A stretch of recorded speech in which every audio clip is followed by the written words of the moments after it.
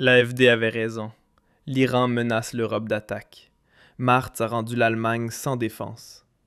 L'ambassadeur iranien auprès des Nations Unies l'a dit au monde entier, haut et fort, sans la moindre ambiguïté. Toutes les bases et installations des forces ennemies sont considérées comme des cibles militaires légitimes dans le cadre de la légitime défense iranienne. L'AfD avait raison. L'Iran menace l'Europe d'attaque. Martz a rendu l'Allemagne sans défense. L'ambassadeur iranien auprès des Nations Unies l'a dit au monde entier, haut et fort, sans la moindre ambiguïté. Toutes les bases et installations des forces ennemies sont considérées comme des cibles militaires légitimes dans le cadre de la légitime défense iranienne. Toutes les bases, sans exception. Et maintenant, posez-vous la question que manifestement personne à Berlin ne se pose. Que disait l'AfD depuis des années? Exactement cela, oui. Exactement cela. Sortir des conflits étrangers qui ne nous concernent pas. Pas de base pour des guerres d'agression américaine sur le sol allemand. Pas d'allégeance inconditionnelle à Washington qui fait de l'Allemagne une cible pour les puissances ennemies. Mais non, tout cela était qualifié d'extrémiste de droite, de propagande pro-Poutine. C'était soi-disant dangereux pour la démocratie et irresponsable en matière de sécurité. Et maintenant, l'Iran tire des missiles balistiques sur le territoire de l'OTAN. 3 en 9 jours sur la Turquie, un membre de l'Alliance. Et soudain, ce contre quoi l'AfD mettait en garde n'est plus une théorie, mais une réalité amère, explosive. Bienvenue chez Verheimlicht.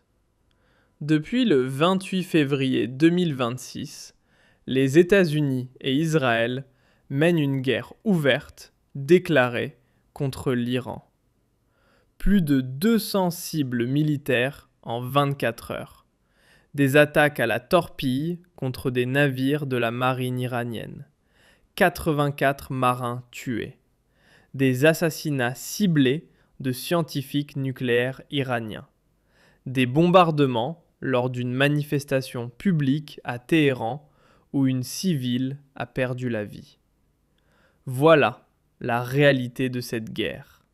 Et l'Allemagne y participe. Pas avec des soldats en première ligne, non. Ce serait trop honnête, trop transparent, trop exposé. L'Allemagne participe en mettant à disposition des Américains la plus grande base aérienne des États-Unis hors de leur territoire, Ramstein. De là sont coordonnées les frappes de drones, transmises en temps réel les données de renseignement, gérer la logistique pour tout le Moyen-Orient. L'Allemagne n'est pas une partie neutre dans cette guerre. L'Allemagne est un soutien actif, un facilitateur, un complice. Et l'Iran le sait parfaitement.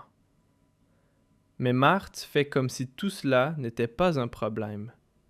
Comme si l'on pouvait déclarer la guerre à un pays ou aider à le faire, puis s'étonner lorsque l'autre riposte. 83 milliards d'euros de budget de défense, annonce-t-il fièrement.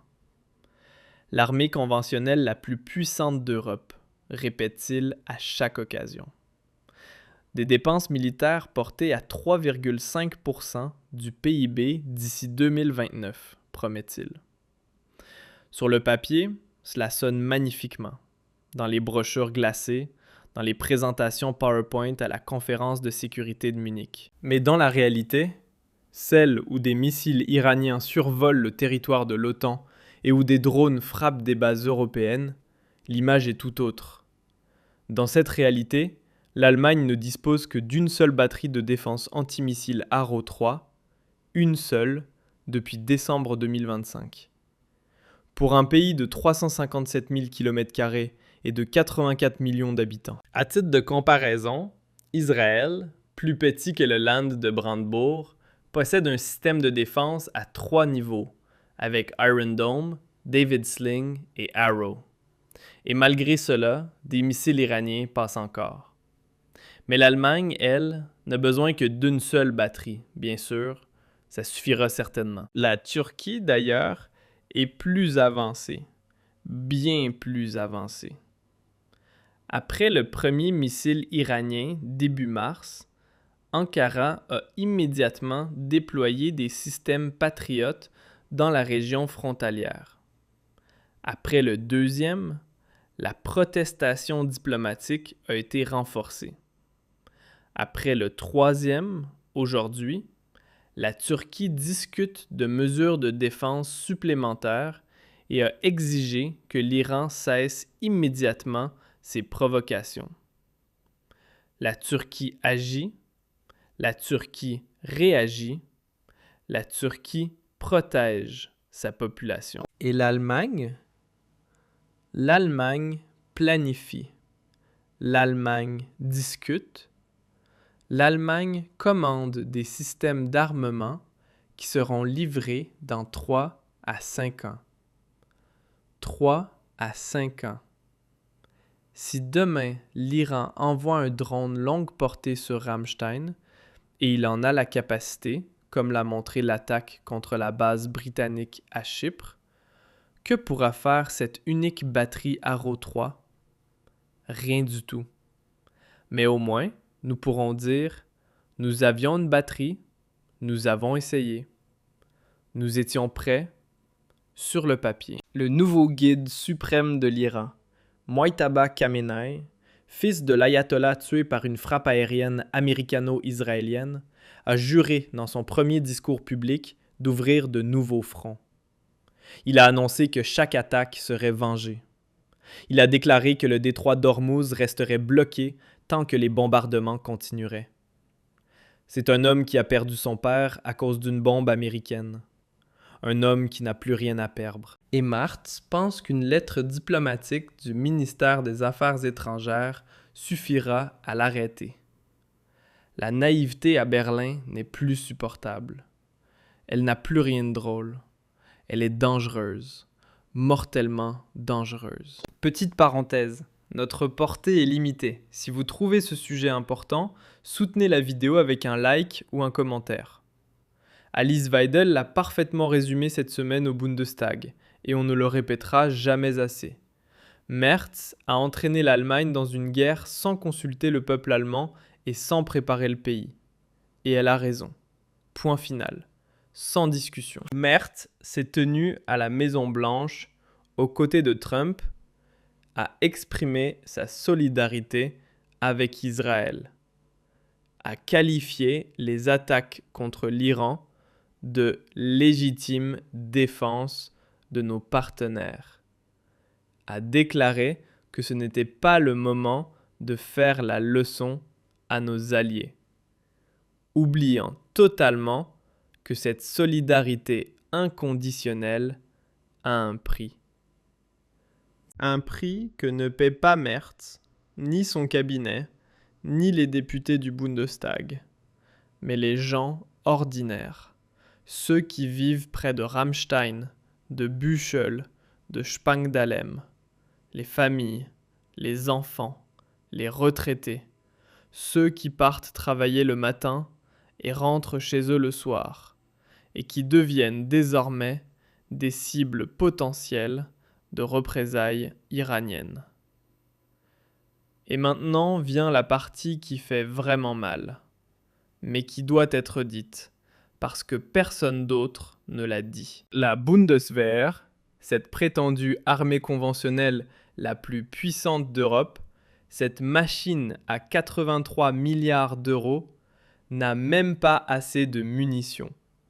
Ce ne sont pas des politiciens de l'AfD qui le disent, ce ne sont pas des théoriciens du complot sur Telegram, c'est la Bundeswehr elle-même. Pénurie de munitions, pénurie de pièces détachées, pénurie de personnel.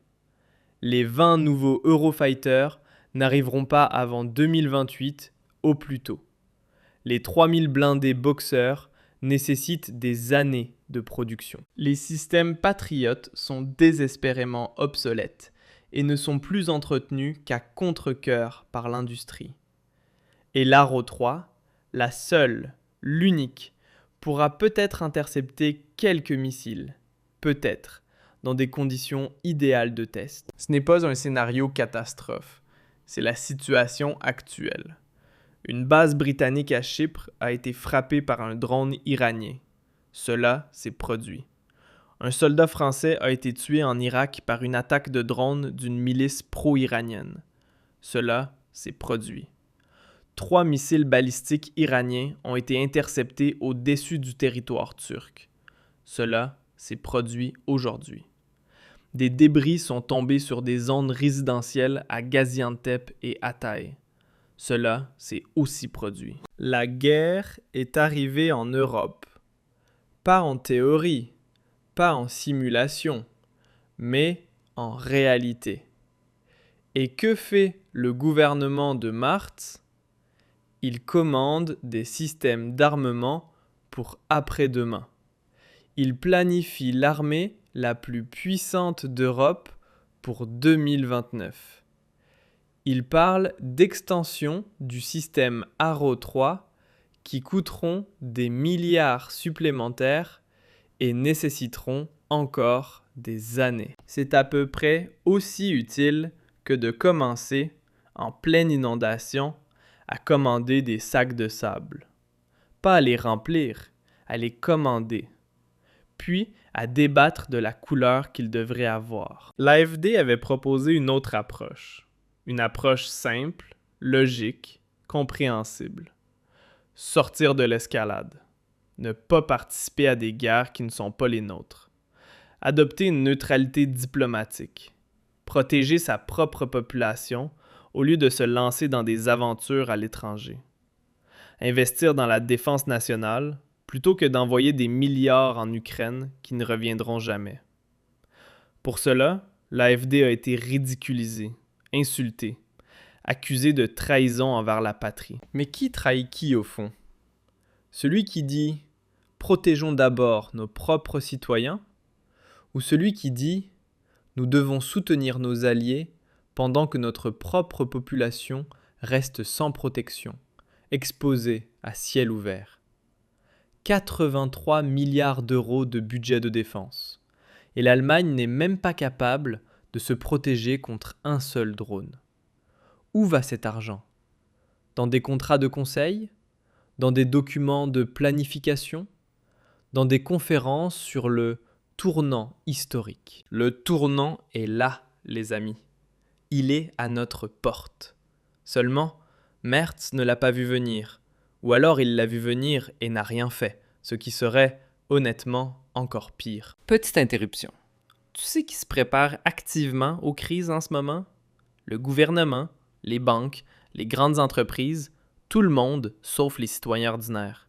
Si tu ne veux pas être encore une fois le dernier, clique sur le lien dans la description. Le système de préparation aux crises te montre comment te protéger comme un professionnel.